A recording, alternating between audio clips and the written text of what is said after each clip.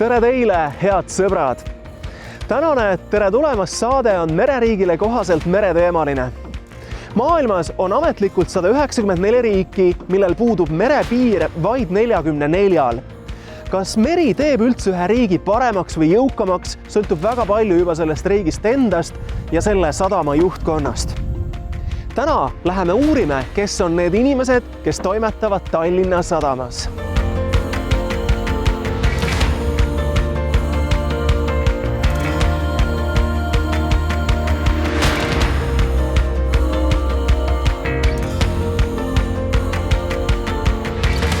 Tallinna laht on enamuse eestlaste jaoks üks kaunimaid, eriti nende jaoks, kes mereväravate kaudu koju saabuvad. Tallinna mereväravate ajalugu ulatub väidetavalt aastatuhandete taha ja on mõjutanud oluliselt ka linna arengut. Kõige vanemad olemasolevad dokumendid, sadamaala kaardid, pärinevad Rootsi ajast aastast 1688 ja on säilinud Rootsi arhiivides.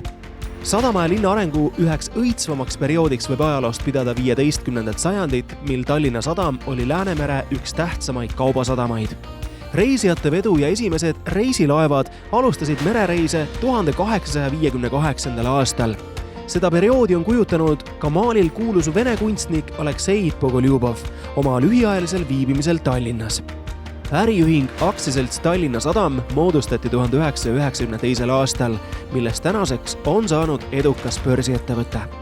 Kaasaegse firma üheks tunnuseks on sõbralik ja avatud juhtimiskultuur, mida võime eeldada ka Tallinna Sadama puhul. Seepärast suundume Tallinna Sadama peakorterisse ja vestleme Tallinna Sadama juhatuse esimehe Valdo Kalmuga. Arvestades sadama pikka ja väga kirevat ajalugu, oleks minu esimene küsimus üldsegi selline üsna retooriline, et on siis Tallinna Sadam rohkem mere- või linnanägu? Ma arvan, et me oleme üha rohkem ühte nägu. Ehk meil on ühine ajalugu ja tõepoolest sadama ajalugu on sama vana kui Tallinna linnal. Ehk tegelikult ei teatagi täpselt, kas enne oli siin väike küla ja linnus või lauter. Nii et meil on ühine ajalugu, aga me areneme väga käsikäes. Ja ma arvangi, et me üha rohkem ühte nägu läheme, teeme asju üheskoos ja räägime üha rohkem sadamast linnas ja linna sadamas. Ja võib-olla üheks näiteks võib tuua selline koostööprojekt Reidi tee, millest täna on kujunenud Reidi park.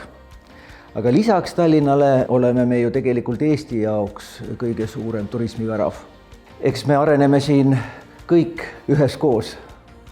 No eks inimesed peavadki kõige rohkem seda kui ikkagi reisisadamat, aga see ala, ma vaatasin ka siia tulles, on ikkagi nii üüratult suur, et mis siia alla üldse tegelikult kuulub? Tõepoolest, sadamal on täna börsiettevõttena on tegelikult 4 ärivaldkonda. Kõige suurem on olnud ja loodame, et jääb ka edaspidi, on reisijate äri. Siis on kaubaäri, siis on meil omal parvlaevad, ehk me toimetame kui laevaomanik ise ja opereerime siis Saaremaa ja Hiiumaa liinil. Siis on meil üks jäälõhkuja ka, jäämurdja ja erilaev, ehk kokku laevandus ja 4. valdkond on kinnisvara. Ja väga tähtis põhimõte, ma olen kuulnud, et teie jaoks ikkagi see roheline mõtteviis või millised üldse on teie väärtused, võib-olla ma eksin? Jah, seda tegevust peab saatma tänapäeval vastutustundlik äri tegemine, millest üks ja väga-väga oluline on roheline mõtteviis ja võib isegi öelda roheline äri tegemine, et sa tõesti mõtled keskkonnale igal sammul. Aga väärtustest rääkides ma tooksin välja võib-olla kõige esimesena sadama ettevõtete grupi väärtuseks uuendusmeelsus. Ja me tunnetame, et see annab meile konkurentsieelise, sest me oleme konkurentsis siin paljude Läänemere sadamatega. See annab meile mõnes mõttes eelise olemaks valmis muudatusteks, sest näiteks tehnoloogia, seesama roheprojektid muudavad lähidekaadil logistika ja merendusäri väga palju. Nii et uuendusmeelsus, siis avatus. Arvan, et kaasaegne ettevõte peab olema avatud ja eriti kui see börsiettevõte, siis teistmoodi ei olegi võimalik. Ja kolmandaks on usaldusväärsus.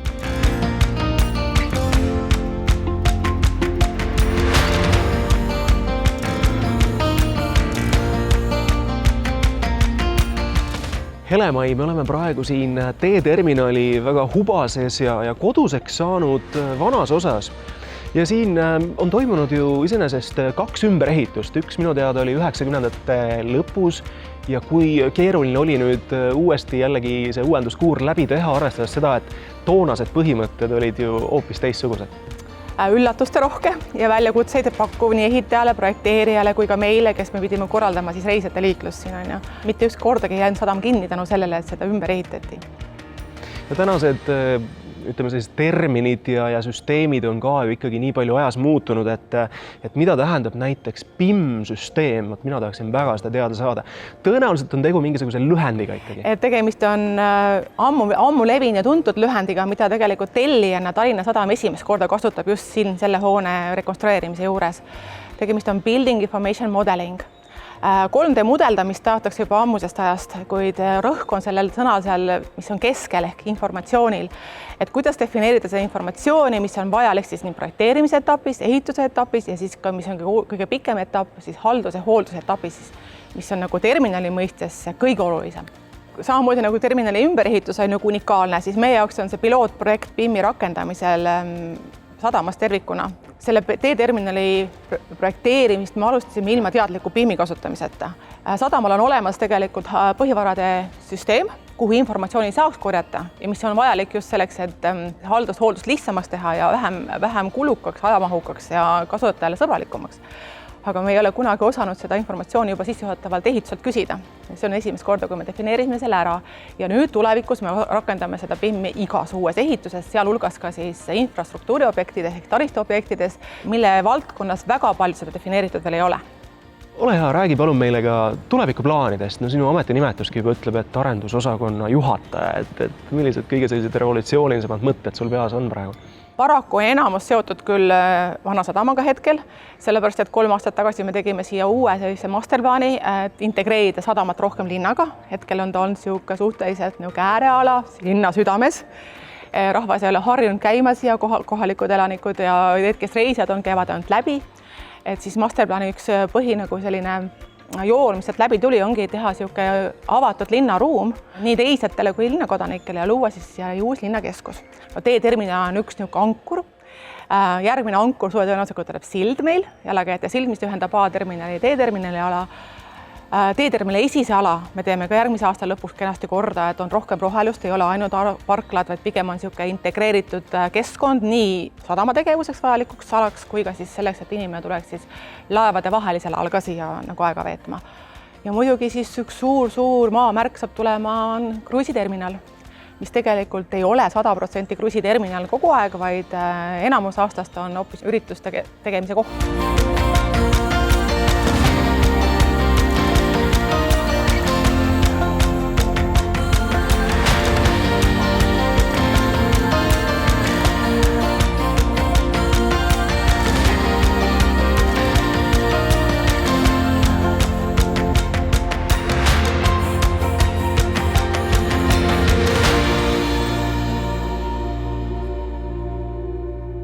Taavi, nimelt Tallinna Sadam on ühes oma lipukirjas öelnud, et tegu on keskkonnasõbraliku ettevõttega.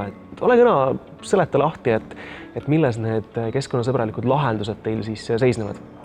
Sadam ise on väga uuendusmeelne ja ta on üks olulise fookused, mida ma nüüd viimasel aastal, isegi 1,5 aasta jooksul on võtnud, on väärtuspõhine ettevõte. See üks alamteema on meil kindlasti on keskkond, et sadamad on nii linnas sees kui meres, me oleme üks suur ökosüsteem ja selles osas me soovime väga palju kaasa aidata. Täna sadam näiteks võtab kõigilt liinilaevadelt piiramatus kogudes jäätmekäitlust vastu. Kõik, mida nad soovivad ära anda, võtame vastu. Meil on oma tütarettevõte Green Marine näiteks, kes võtab kõik, mis on nagu niisugust tahka poole peal isegi ja võtab ka õliseid vedelikke vastu, mida paljud sadamad isegi hea meelega üldse vastu ei võta või neil puudub see võimekus, nii et sadam on selles suhtes üks erinev koht. Mis meie üks hea point on see, et näiteks kõik laevad saavad ka reovett ära anda. Täiesti tasuta, selles suhtes tasuta, et see on ühe keskkonnatasu sees ja kõik liinilaevade ühendused on meil tehtud niimoodi, et nad võivad piiramatus koguses oma reovett ära anda. mis oluline aspekt nüüd sadama valguses on see, et meil on keskkonnatasud määratud. Mida rohelisem laev on, mida paremad näitajad on, selle väiksemalt me määrame ka seda tasud. Viimase suure asja, mis me just avasime, oli meil kaldaelekter. Ja see ei ole mingi tavaline pistiku ühendamine laevaga. Kaldaelekter on siis laevade ühendamine kaldaelektri võrku, ehk nad ei peaks oma diiselmootoreid töös hoidma, et laevas oleks elekter, või nad saavad meie maapealsest võrgust.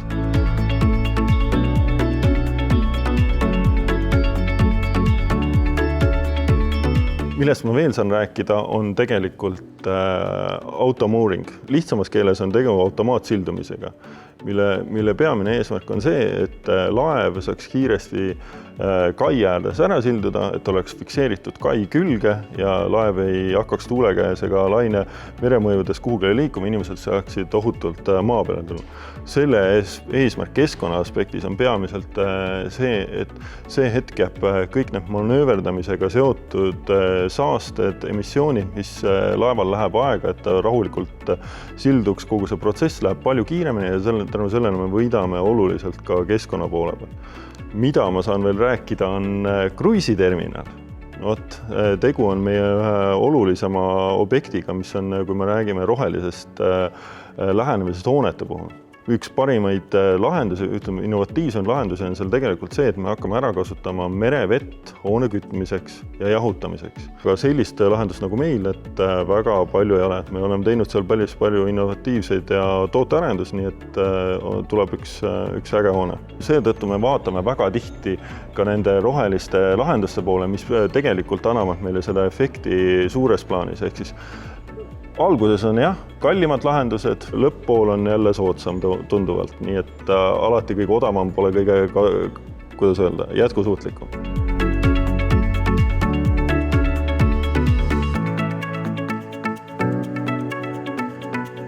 Kaldaelekter ja automaatne sildumine on vaid mõned märksõnad, mis jäid meie saate esimesse poolde.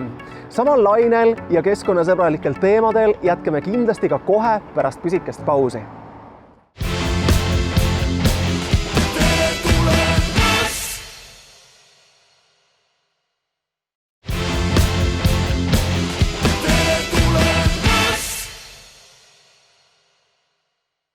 Tere tulemast tagasi!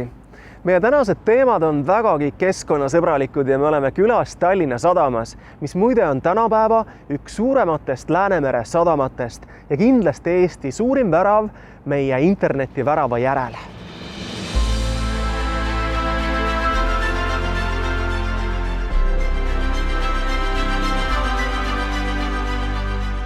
Kuldar, teie kasutuses on 5 parvlaeva. Ja teie olete teeslaevade peakapten. Mida see ametinimetus endast täpsemalt kujutab, et kas te reaalselt viite inimesi saartele ja toote nad sealt tagasi? Et eks meie parvlaevad selleks ette nähtud on, et inimesed saaksid liikuda siis suursaarte vahel ja sõita siis mugavalt ja kindlalt siis ikkagi saartele. Minu amet siis konkreetselt ongi see koht, kus ma pean tagama siis laevade täieliku opereerimise. See tähendab nii tehnilist poolt, see tähendab laevade valmisolekut igas mõttes. Kui me räägime parvlaevadest, siis mulle tuleb kohe silme, et selline nimi nagu Tõll. Tegu on hübriidlaevaga, ma väga hästi kujutan ette, mida tähendab hübriidauto. Mida kujutab endast hübriidlaev? Et tegelikult laevanduses hübriidlaev siis tähendabki seda, et on 2 moodust. Üks on nii-öelda peak shaving ja teine on siis load shaving. Ehk siis peak shavingus me räägime suurhetkedest või ütleme siis tipuhetkedest, kui laev vajab lisavõimsust, siis võtab seda akust. Ja load sharing siis tähendab seda, kus juba laev tegelikult enamus aja sõidab aku peal. Ja ütleme siis sellisel hetkel, kui laev seisab või kui laeval on võimalik ära ühendada kaldavoolu, siis ta laadib akkudesse nii-öelda kaldast voolu. Aga meil siis Tõll on tänasel päeval tõesti nii-öelda peak shaving lahendus, mis tähendab seda, et laeval korraga töötab üks peamasin ja kui selle peamasina võimsusest jääb väheks, siis ta võtab akkudest juurde. See kõik kõneleb energiasäästlikkusest, et ma tean, et peate väga lugu rohelisest mõtteviisist, et milliseid selliseid keskkonnasõbralikke lahendusi te veel kasutate? Ettevõtjale on kõige kasulikum alati nii-öelda üks pool on siis roheline mõtlemine, teine asi ikkagi sooviks nagu kokkuhoidu ka, eks ole. Et siis tegelikult, kui me räägime konkreetselt akude panekust laeva, siis seal on ka oma tõesti selline majanduslik mõju ja muidu võib-olla me ei olekski seda täiesti oma vahenditest teinud, sest meie laevad ju tegelikult sõidavad suhteliselt kinnisel ja väiksel mere territooriumil, et me oleme igalt poolt saartega piiratud, seesama, mille meie siis tekitame sinna nii-öelda Väinamerre, siis tegelikult sellest siis kümblevad ja ujuvad meie inimesed suvisel ajal ja sealt tuleb ka meie toidulauale kala ja nii edasi. Tegelikult oleme hästi korralikult võtnud eelmisel aastal juba siis nii-öelda vaatluse alla prügimajanduse. Prügimajandus on tõesti tänasel päeval vastavuses igasuguste rahvusvaheliste nõuetega. Me sorteerime prügi, me oleme teadvustanud oma reisijatele prügi sorteerimise vajadusest. Meil on kasutusel siis nii-öelda veealustes osades keskkonnasõbralikud õlid, et juhul, kui ka mingil ajahetkel peaks tekkima probleem, et meil on väike õlileke kuskilt tihendi vahelt, siis see otseselt keskkonnalohtu ei tähenda.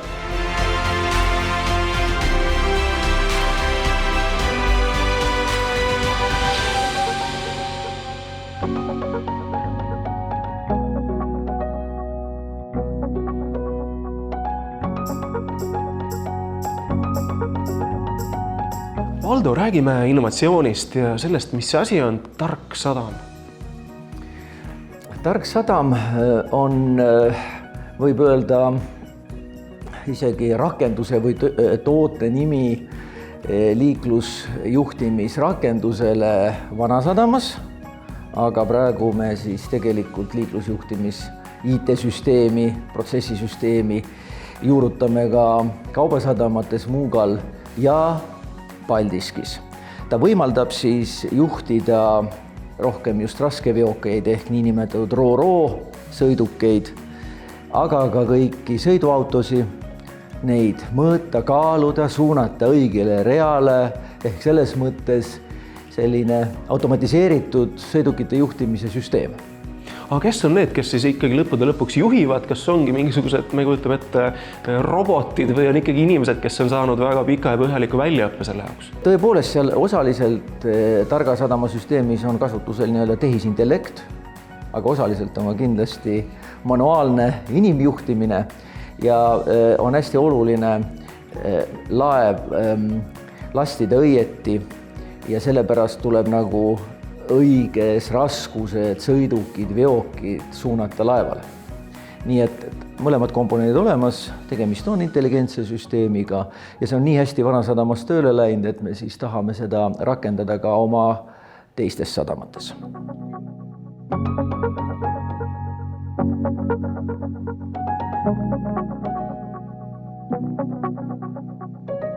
Härra Aarem, te olete nüüd Tallinna Sadama nõukogu esimees olnud juba hea mitu aastat ja 3. ametiaega päris korrektne olla.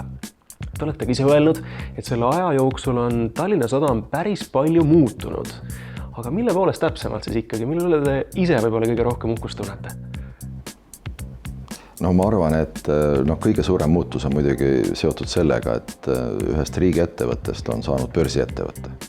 Ja börsiettevõtte see tähendab seda, et ta tegutseb kindlate reeglite alusel, ta on avatud ettevõtte, ta on suur ettevõtte ja ühest aktsionärist on tänaseks saanud ettevõtte, kus kohas on 14 500 omanikku ehk siis aktsionäri.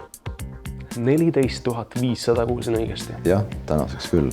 Nii et selles mõttes kindlasti on see muutus toimunud, aga ka sisulise poole pealt on 2 põhilist meie tegevusvaldkonda olnud nii reisijate vedu kui ka siis kaubavedu, siis praeguseks on ju ikkagi juurde tulnud 2 täiesti uut valdkonda ehk siis laevandus ja ka küllalt olulisel määral kinnisvara arendusega. Teadaolevalt siis kogu see Vanasadama piirkond, mis on ikka hästi atraktiivne ja ma arvan, et Tallinnas üks paremini ja võib-olla on niisuguse perspektiivsema piirkonnaga kohti üldse, kus kohas kinnisvaraarendust siis planeerida. Ka Tallinna Sadama nõukogu koosneb ju väga erineva tegevusvaldkonna tippjuhtidest, et kuidas seesugune nõukogu täpsemalt töötab ja toimib? Meil on täna ju 8 nõukogu liiget ja seal on tõesti erineva valdkonna inimesi ning ma ütlen, et see on hästi niisugune hea ja tugev kooslus, kes seal koos on, sest et kõikidel on oma eriala teadmiste raames saavad nii-öelda siis oma panust ja oma teadmisi rakendada ka sellises igapäevases, ütleme, strateegilises tegevuses ja nõukogu teostabki ikkagi strateegilist juhtimist sadamas. Nii et lisaks niisugusele strateegilisele juhtimisele on ka muidugi ütleme korraldav ja järelevalve funktsioon, mis puudutab juhatust, aga nüüd nõukogu nende 8 liikme hulgas on ikkagi hästi tugevaid spetsialiste, kes siis oskavad sellist visiooni ja edasist niisugust arengut ka planeerida. Me oleme mitte ammu aega tagasi vastu võtnud ju ühe strateegilise dokumendi, ehk siis see on niisugune visioon tulevikku, kus kohas me näeme sellist strateegilist programmi, mis peaks olema siis kestlik ja vastutustundlik. Sellel on 3 sellist suurt mõjurit või mõjutegurit ja nendeks on siis eelkõige majanduslik, siis on sotsiaalne ja muidugi ka keskkondlik. Kui me räägime täna, ütleme niisugusest sotsiaalsest keskkonnast siis, või mõjurist, siis sõna otseses mõttes Tallinna Sadam peab olema, eks ole, osa sellisest avatud ruumist, seotud selle kogukonnaga, kes siin elab ja ma arvan, et see meie poolt niisugune tulevikku suunatud tegevus kindlasti on, et sadam peab olema avatud Tallinna linnale, Tallinna elanikele, kõikidele nendele inimestele, kes Tallinnat ka külastavad, nii et see on kindlasti üks osa sellest.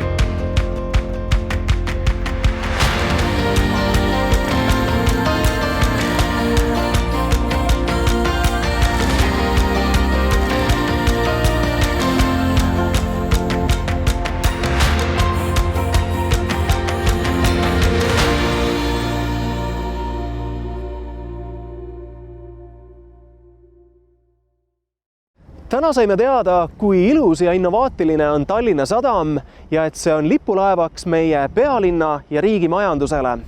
Ja mis väga tähtis minu arust, et siin töötavad nii toredad inimesed. Aitäh külalislahke vastuvõtu eest ja teile, kallid vaatajad, aitäh, et olite koos meiega. Uute kohtumisteni!